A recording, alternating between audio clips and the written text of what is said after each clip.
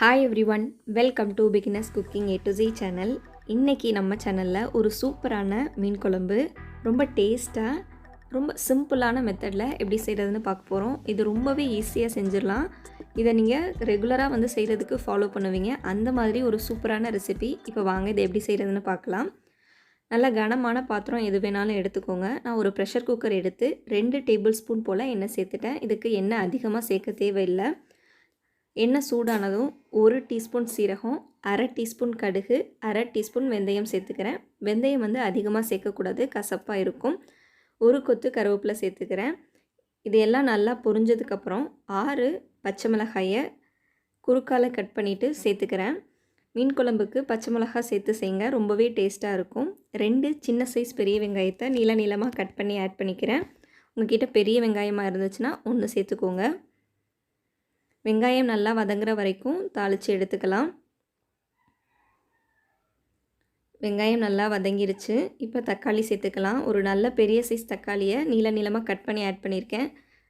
சின்ன சைஸாக இருந்தால் 2 தக்காளி சேர்த்துக்கோங்க. இப்போ தக்காளி நமக்கு நல்லா பேஸ்ட் ஆகணும். நம்ம உப்பு சேர்த்துக்கலாம். 1 டேபிள் ஸ்பூன் போல் உப்பு சேர்த்துக்கிறேன். பத்தலைன்னா நம்ம லாஸ்ட்டில் சேர்த்துக்கலாம். தக்காளி சேர்த்ததுமே நீங்கள் உப்பு சேர்த்து வதக்கும் போது சீக்கிரமே தக்காளி வதங்கி பேஸ்ட் ஆயிரும். இப்போ தக்காளி நல்லா வதங்கட்டும். நம்ம அதுக்கு முன்னாடி என்னென்னலாம் செய்யணும்னா, இந்த சைஸில் ஒரு 3 தக்காளியும் 3 வெங்காயமும் எடுத்து கட் பண்ணிவிட்டு மிக்ஸி ஜாரில் ஆட் பண்ணி நல்லா பிளெண்ட் பண்ணி எடுத்து வச்சுருக்கேன். நெக்ஸ்ட்டு ஒரு மீடியம் சைஸ் எலுமிச்சப்பழம் அளவுக்கு புளி எடுத்து 2 டம்ளர் தண்ணியில் கரைச்சி வச்சுருக்கேன். ஒரு மீடியம் சைஸ் தேங்காயை நல்லா அரைச்சி எடுத்திருக்கேன். இது 3மே நீங்கள் செஞ்சு வச்சுருங்க. இப்போ மசாலா சேர்த்துக்கலாம். தக்காளி நல்லா வதங்கிருச்சு.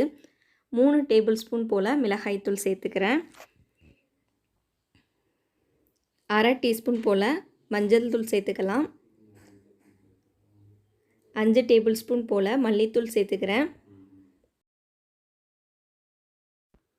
அவ்வளோதான், 3 மசாலா மட்டும்தான். ஒரு தடவை நல்லா கலந்து எடுத்துக்கோங்க. நம்ம ஆயில் அதிகமாக சேர்க்க தேவையில்லை. இந்த மசாலாலாம் ஆயிலில் நல்லா வதங்கணும்னு அவசியம் இல்லை. ஒரு தடவை இந்த மாதிரி கலந்து விட்டுக்கோங்க. நெக்ஸ்ட்டு நம்ம தக்காளி வெங்காயம் பேஸ்ட் அரைச்சி வச்சுருந்தோம்ல, அதை சேர்த்துக்கலாம். இப்போ இதையும் இதோட நல்லா மிக்ஸ் பண்ணிக்கோங்க. அதுக்கப்புறமா நம்ம புளி கரைச்சி வச்சுருந்தோம்ல, அந்த தண்ணியை ஆட் பண்ணிக்கலாம்.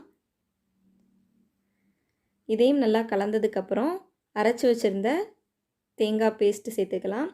அந்த தேங்காய் ரொம்ப பெரிய சைஸும் இல்லை, ரொம்ப சின்ன சைஸும் இல்லை, ஒரு நல்ல மீடியமான அளவு. அதை அரைச்சி இந்த மாதிரி எடுத்து வச்சுருக்கேன். இதையும் சேர்த்துக்கோங்க. கொத்தமல்லி இலை இருந்துச்சுன்னா கொஞ்சமாக இந்த ஸ்டேஜில் தூவிக்கோங்க.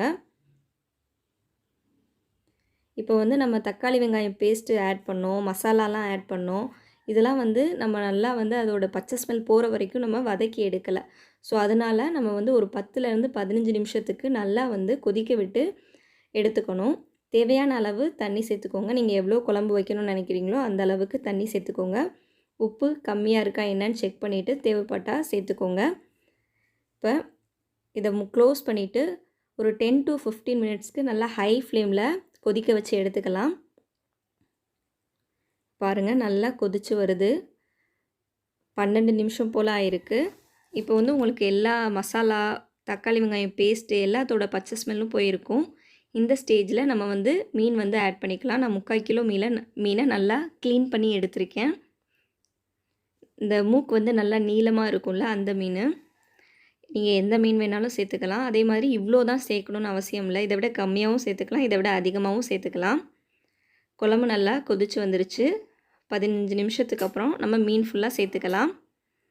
மீன் சேர்த்ததுக்கப்புறம் மீடியம் டு ஹை ஃப்ளேமில் ஒரு 2லேருந்து 3 நிமிஷம் தான் வேக வைக்கணும். அதுக்கு மேலே வேக வச்சிங்கன்னா மீன் ஃபுல்லாக உடஞ்சிரும். ஸோ அதனால் அதிகபட்சம் 2 to 3 மினிட்ஸ் மட்டும் வேக வச்சு எடுத்துக்கோங்க. சிம்மில் வச்சிங்கன்னா மட்டும் ஒரு 5 மினிட்ஸ் வரைக்கும் வச்சுருக்கலாம். நான் கரெக்டாக 2 மினிட்ஸ்லேயே ஆஃப் பண்ணிட்டேன். மீன் சூப்பராக ரெடி ஆயிருச்சு. நல்ல டேஸ்டான மீன் குழம்பு சூப்பராக ரெடி பண்ணிட்டோம். இதை நீங்கள் கண்டிப்பாக ட்ரை பண்ணி பாருங்கள். அவ்வளோ டேஸ்ட்டாக இருக்கும். இந்த வீடியோ பிடிச்சிருந்தா ஒரு லைக் பண்ணுங்கள். தேங்க்யூ.